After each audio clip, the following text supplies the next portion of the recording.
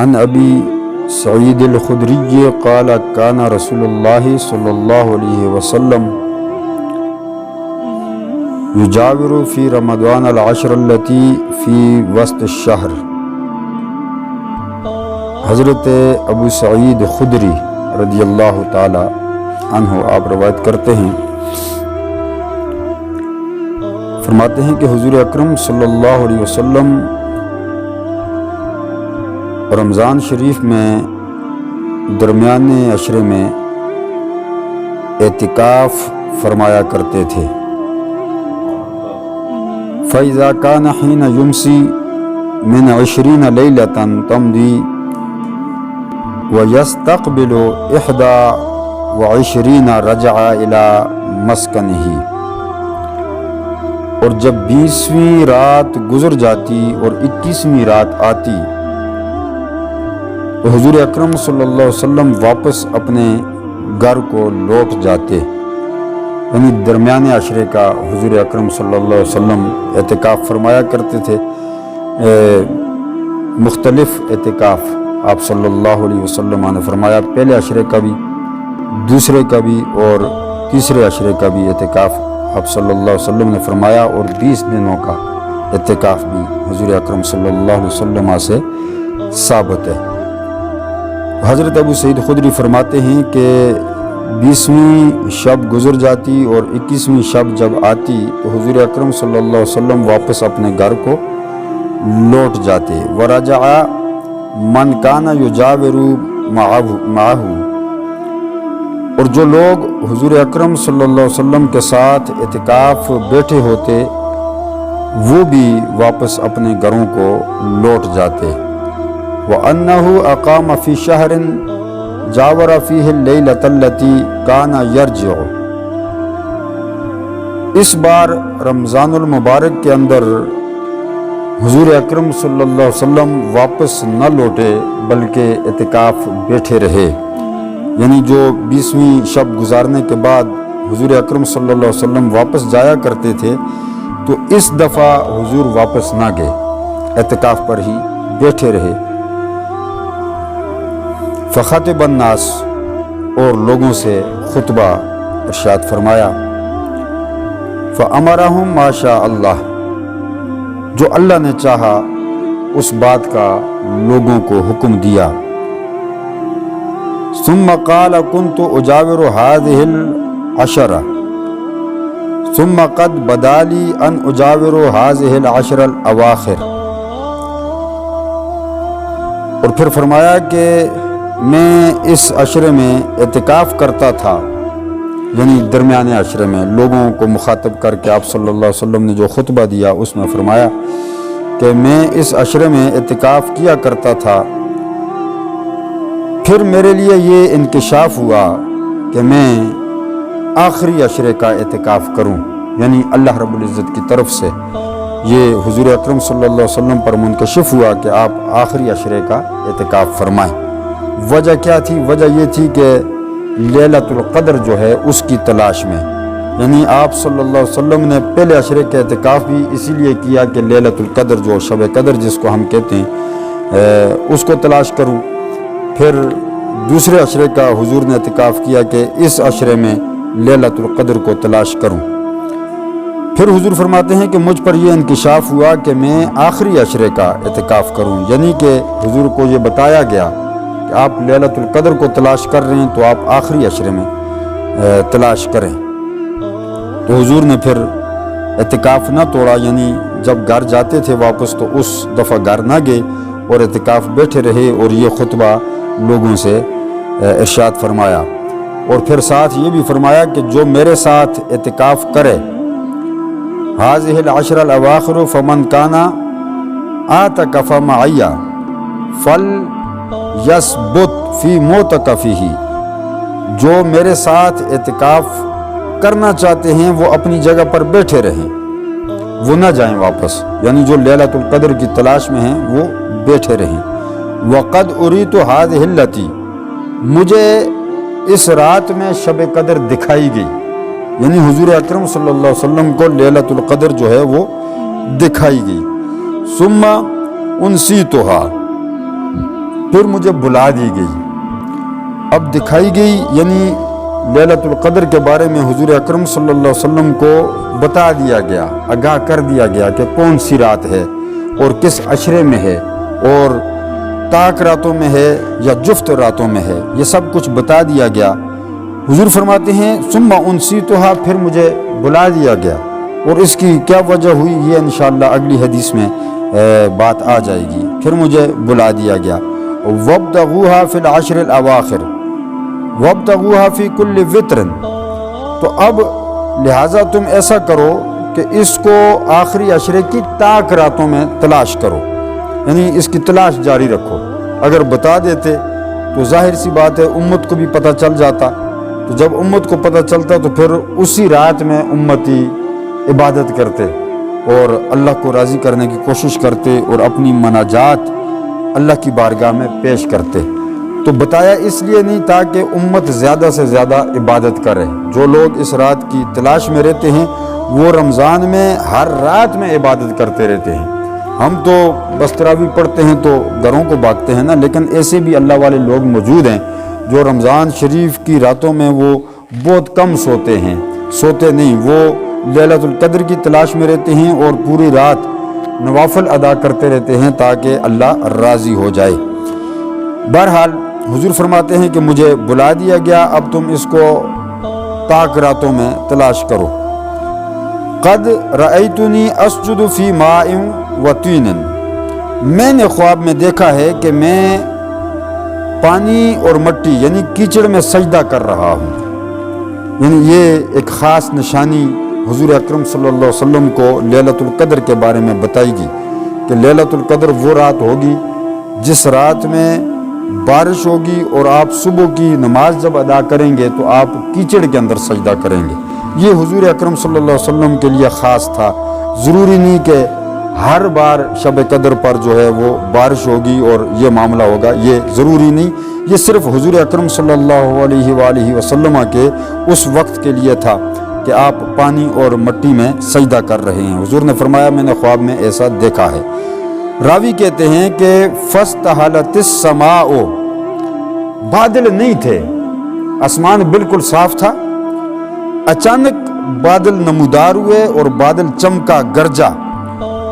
تلک اللیلۃ فامطرت، اور خوب بارش برسی، اتنی بارش برسی فوقف المسجد، کہ مسجد کی چھت جو ہے وہ ٹپکنے لگ گئی، چونکہ کھجوروں کی شاخوں سے چھت بنائی ہوئی تھی مسجد نبوی کی، تو وہ ٹپکنے لگی۔ فی مصلی رسول اللہ صلی اللہ علیہ وسلم، خاص اس جگہ سے زیادہ ٹپکی جس جگہ حضور اکرم صلی اللہ علیہ وآلہ وسلم کا مصلی مبارک تھا، اس جگہ سے چھت ٹپکی۔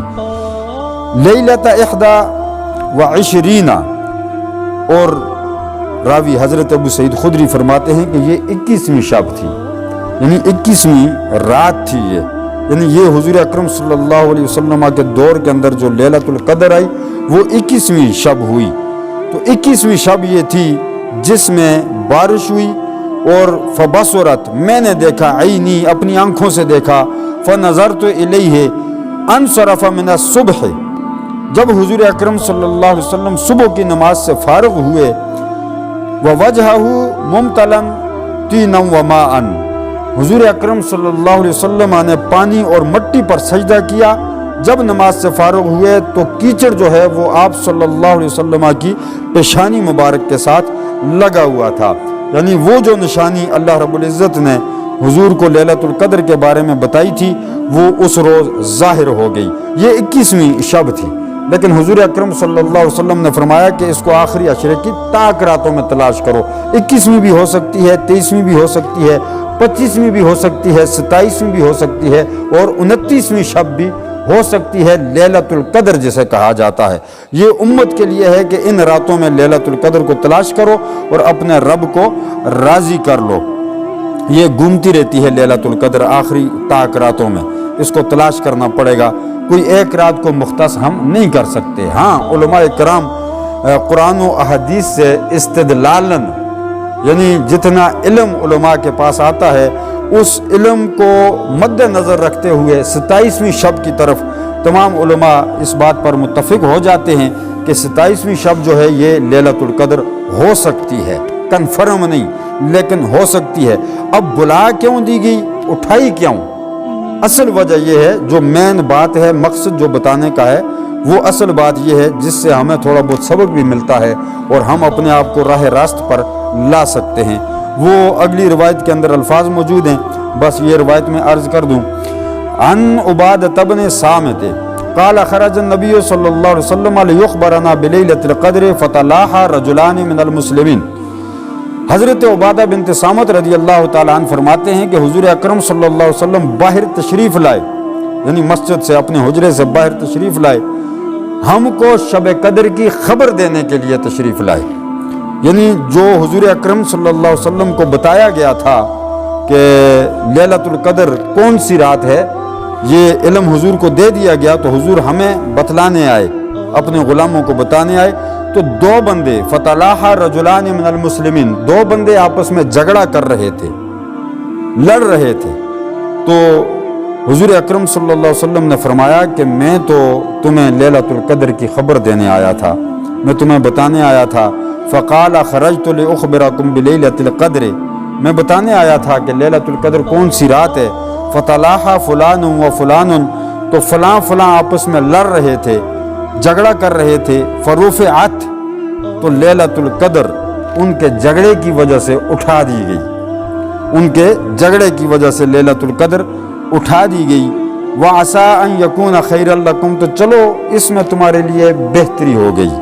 یعنی ایک رات جو تھی مختص اللہ رب العزت کی طرف سے لیلۃ القدر، وہ دو صحابہ کے آپس میں لڑنے کی وجہ سے، جھگڑنے کی وجہ سے وہ لیلۃ القدر جو ہے وہ اٹھا دی گئی۔ اس بات کو آپ ذہن میں رکھیں اور اس سے تھوڑا بہت سبق حاصل کریں کہ جب ہم آپس میں لڑتے ہیں، جھگڑتے ہیں، ایک دوسرے کا گریبان پکڑتے ہیں، تو اس سے نعمتیں جو اللہ تبارک و تعالیٰ کی طرف سے بندوں پر برستی ہیں، رحمتیں برستی ہیں، ان کو اللہ اٹھا دیتا ہے۔ وہ رحمتیں بندوں کو نہیں ملتی، پھر بندوں کے جھگڑنے کی وجہ سے مسلمان جب آپس میں لڑتے ہیں تو اللہ تبارک و تعالیٰ کی طرف سے ناراضگی کا اظہار ہوتا ہے، اللہ ناراض ہوتا ہے مسلمانوں کے لڑنے سے۔ اور اس بات کو بھی ذہن میں رکھیں کہ جب مسلمان آپس میں لڑتے ہیں تو اللہ کی نعمتیں اٹھتی ہیں، اللہ کی رحمتیں اٹھتی ہیں، اور معاشرے کے اندر لڑائی ہو تو اس سے پورا معاشرہ متاثر ہوتا ہے، اس پورے معاشرے سے رحمتیں اٹھا دی جاتی ہیں، اللہ کی نعمتیں اٹھا دی جاتی ہیں۔ اور گھر کے اندر لڑائی جھگڑا ہو تو اس گھر سے رحمتیں اٹھ جاتی ہیں، اس گھر سے اللہ کی نعمتیں اٹھ جاتی ہیں، اور رزق کے اندر تنگی پیدا ہوتی ہے، رزق تنگ ہو جاتا ہے بندوں کا۔ تو ہمارے رزق کے اندر جو تنگی ہوتی ہے، جو ہمارے معاملات کے اندر تنگی ہوتی ہے، یہ ہماری اپنی حرکتوں کی وجہ سے ہوتی ہے۔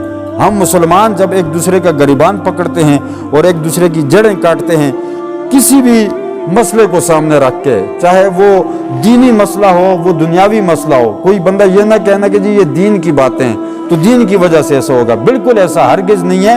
دین کی وجہ سے بھی ایسا ہوتا ہے کہ بندہ دین کی وجہ سے لڑے، یا پھر بندہ دنیاوی معاملات میں لڑتا ہے، جائے اپنی جائیداد کی وجہ سے لڑتا ہے، اپنی عزت کی وجہ سے لڑتا ہے، انا کی وجہ سے لڑتا ہے، کسی بھی وجہ سے جب بندے ایک دوسرے سے لڑتے ہیں، ان کے لڑنے کی وجہ سے اللہ کی ناراضگی کا اظہار ہوتا ہے۔ اور اللہ رب العزت وہ کیا کہتے ہوتے ہیں کہ وہ ڈنڈا تو نہیں مارتا نا اللہ آ کر سر میں، وہ اپنی رحمتیں اٹھا دیتا ہے بندوں سے، اپنی نعمتیں اٹھا دیتا ہے، یہ اس کی ناراضگی کا اظہار ہوتا ہے۔ تو حضور نے فرمایا کہ دو بندوں کے لڑنے کی وجہ سے لیلۃ القدر اٹھا دی گئی۔ یہ کتنی بڑی نعمت تھی لیلۃ القدر، اب اس کی فضیلت میں بیان کروں تو وقت بہت لگ جائے گا، بس اتنا سمجھ لیں کہ لیلۃ القدر اللہ تبارک و تعالیٰ کی طرف سے امت کے لیے ایک انعام تھا، ایک انعام تھا کہ اس رات میں آقا فرماتے ہیں کہ بندہ اللہ سے جو بھی دعا مانگے، جو بھی مانگے، دنیا کی مانگے، آخرت کی مانگے، دین مانگے، جو بھی مانگے، اللہ وہی عطا کرتا ہے۔ یہ اتنی بڑی رات، اتنی بڑی مبارک رات، اور دو بندوں کے لڑنے کی وجہ سے اللہ نے اس کو اٹھا دیا گیا۔ تو حضور نے فرمایا چلو، پھر بھی آقا نے امت کو مایوس نہیں کیا، کیونکہ رحمت للعالمین نبی ہے نا، تو مایوس نہیں کیا۔ فرمایا وَعَسَىٰ أَن يَكُونَ خَيْرًا لَكُمْ، چلو تمہارے لیے بہتر ہو گیا، بہتر ہو گیا تمہارے لیے۔ اب وہ بہتری کیا تھی؟ فرمایا فَالْتَمِسُوهَا فِي التَّاسِعَةِ وَالسَّابِعَةِ وَالْخَامِسَةِ، اب اس کو تم تلاش کرو، ڈھونڈو، جتنی زیادہ عبادت کر سکتے ہو اتنی زیادہ عبادت کرو، اور اس رات کی تلاش میں لگ جاؤ، कौन सी रातों में इसको तलाश करो। फरमाया 25वीं रात, 27वीं रात और 29वीं रात में इसको तलाश करो, इसको तलाश करो। जितना इसको तलाश करोगे, जितनी अल्लाह की इबादत करोगे, उतने ही तुम्हारे दर्जात जो हैं वो अल्लाह बुलंद करता जाएगा। तो यानी कि इनाम तो है, करम तो है, अल्लाह की मेहरबानी तो है, लेकिन साथ नाराज़गी ये हो गई कि लैलतुल कद्र जो बता दी गई थी वो उठा दी गई, वो हुजूर अकरम सल्लल्लाहु अलैहि वसल्लम को बुला दी गई और जहन से निकाल दी गई ताकि उम्मत को पता न चले कि लैलतुल कद्र कौन सी है। इसलिए अजीज़ान मोहतरम, अर्ज़ करने का मकसद जो है वो ये है कि हम अपने दिलों के अंदर जो बुग़्ज़ और हसद, जो कीना है, उसको मिटा दें और दिलों के अंदर मोहब्बतें पैदा करें ताकि अल्लाह रब्बुल इज़्ज़त हमसे राज़ी हो। अल्लाह हमें सही मानों में दीन की समझ अता फरमाए। व आखिर दावाना अनिल हम्दुलिल्लाहि रब्बिल आलमीन।